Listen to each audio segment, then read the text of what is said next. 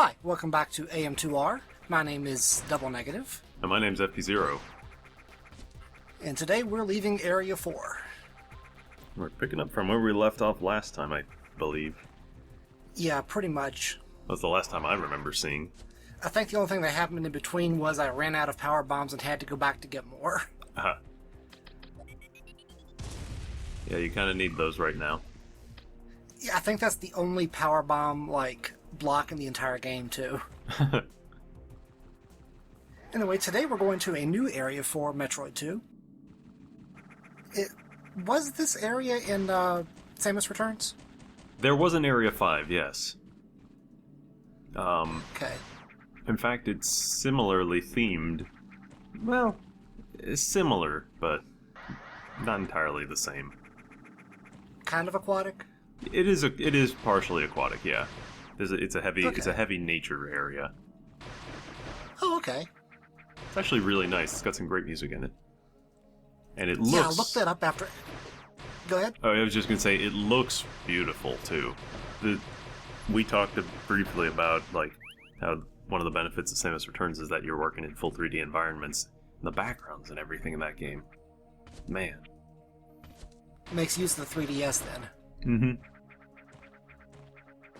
I'm gonna have to pick that up someday, because I love me some playing Metroid anyway. It's worth it. Plus, I mean... I'm not good at it, but I like playing it. I mean, it's totally worth it, because you got... The thing is, with AM2R here, it's great, but it is also it's a very faithful remake. Which was, for better or for worse for some people.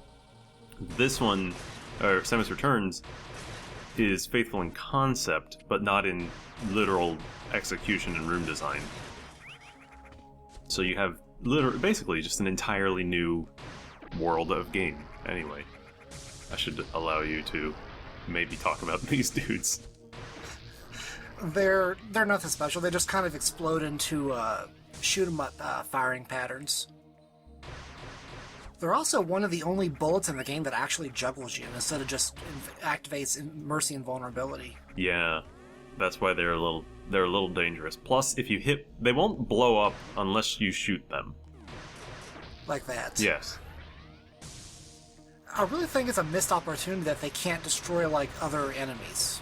Well, they can destroy other copies of themselves, which is where it gets really dangerous, because you end up with all these,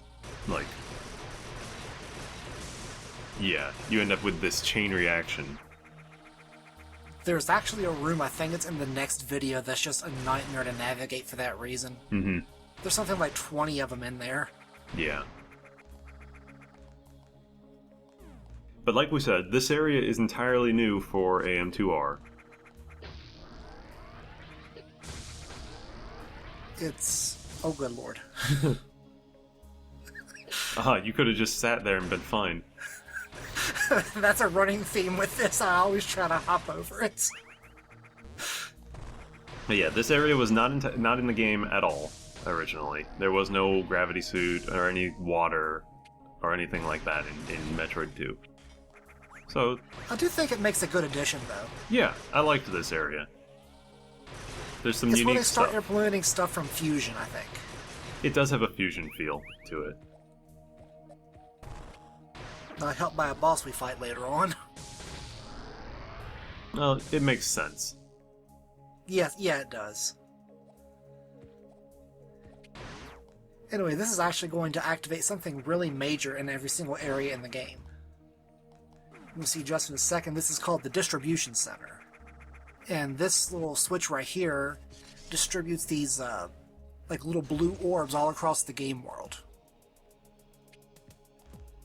And these switches, we're going to see in a minute, are used to activate puzzles. And in fact, we've seen several of these puzzles already. There's one in, let's say, every major area.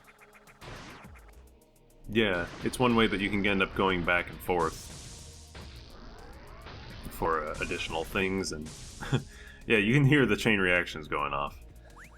Yeah, it's crazy. The Distribution Center is also home to the game's fast travel system.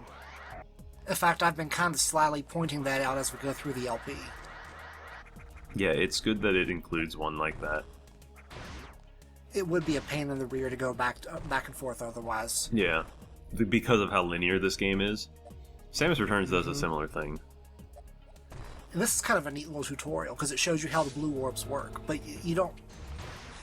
You have to kind of think and realize it's a tutorial, because otherwise you may not, notice it. Mm-hmm. It's really a well put together area for that in that regard. The other half of the tutorial is shooting them. Because you can see the blue orbs right there deactivate all these robotic enemies. But it also deactivates your weaponry. Indeed. You also get introduced to the tutorial where you have to either bomb them or shoot them with missiles in order to get them to move them. I don't think I realized you could shoot them with missiles. There's a couple missile packs that require that later on. I guess I'm just probably forgot.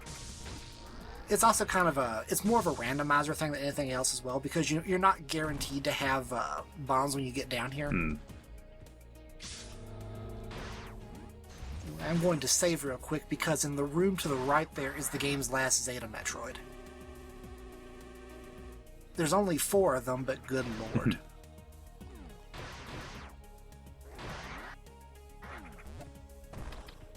So let's get this out of the way. I'm not going to be sorry to see them go. Yeah.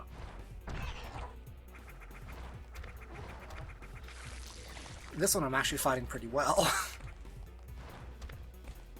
For all the reasons we talked about before, how annoying these ones are.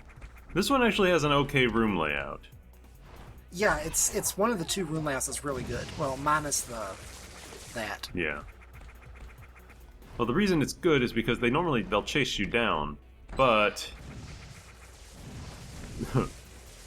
For a second after landing, they're vulnerable to a missile strike. Also, the little ledge in the room means that it has to slow down and gives you time to get away. Exactly. In fact, I want to say when you fight the Omegas later on in the game, there's, I want to say almost every one of them has a room in that design. I think.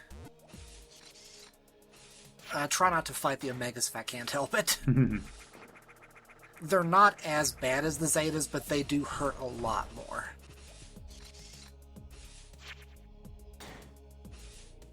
These little fast travel pipes. Yes. I forgot to mention that, but yeah, those are the, that's actually how the game's fast travel works, and that they shoot you all across these, distribution center.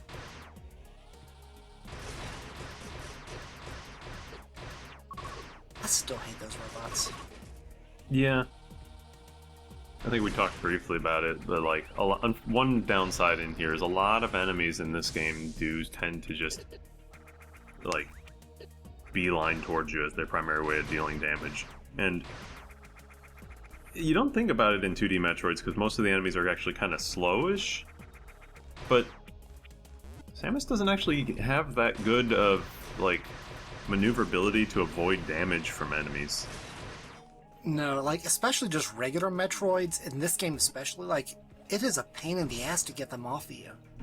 Because, like, compare and contrast to Super Metroid, you bomb them, they go flying. In this one, they barely move 2 inches. Yeah, I don't know what it is, but I've encountered it in a few things.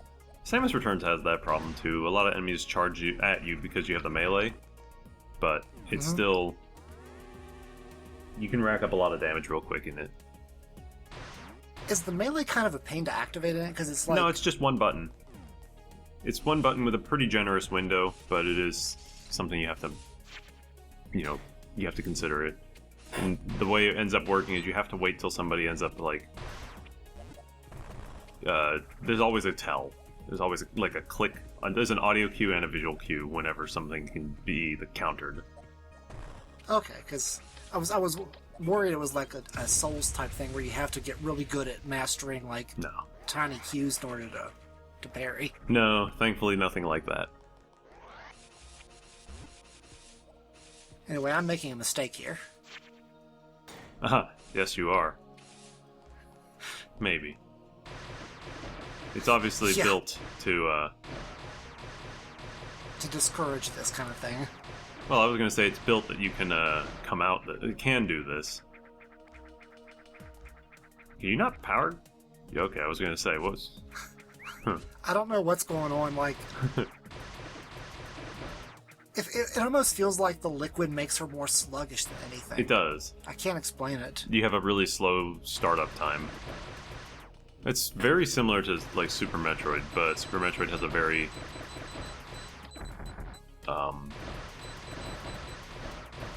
it's very slippery. Yeah. And this is where I realized I made the mistake and turned back. Yeah. I can't get over these. There's nothing back that way anyway, except for the last two Gamma Metroids in the game and a bunch of speed blocks we need the gravity suit to clear. Well, we'll have to return. Indeed. But it does give us a preview of what we'll be able to do in, what, 2 videos, if that. Mm-hmm.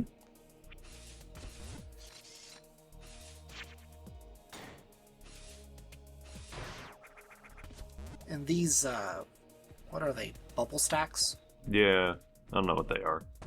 But considering the path was as, hidden as it was, that should have been your first clue. Yeah. It's the danger of playing it, playing it for recording after you've played it a bunch casually. And danger. Big danger. Nah, they're just alphas. Even if there are 5 of them at once. I joked it would happen. I wasn't joking. But, yeah, I never liked the alpha fights because their whole movement pattern is run as close to her as possible. And then just sit on top of her. Mm-hmm. Obviously, we're powerful enough for that now. Oh, yeah.